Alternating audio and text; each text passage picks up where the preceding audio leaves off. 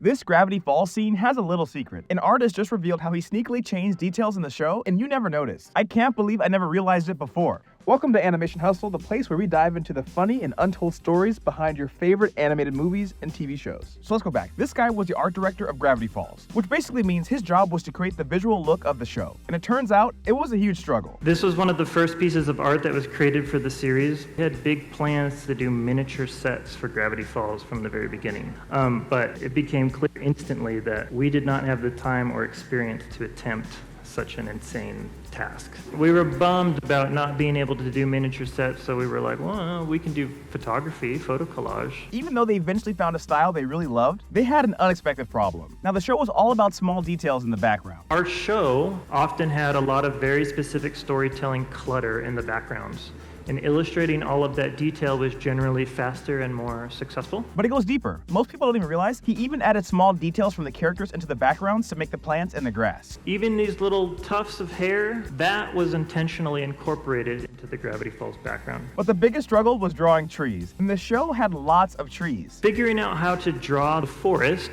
was my obsession. How do you put an outline around this chaos? I gathered up in a quick look at the evolution of the forest on this series. Early days when I had just started, I didn't have any ideas about what to do, so this is all mostly aimless. This was the very first attempt before we started season 1 at a forest. In the middle of season 1, I was like, no, this is not working. So in season 2, I threw everything out. No, now our forests look like this. This is how we're gonna do it. And then in the very last episode of the last sequence of the series, still, I directed my designers to try new solutions for how to draw and paint our forest.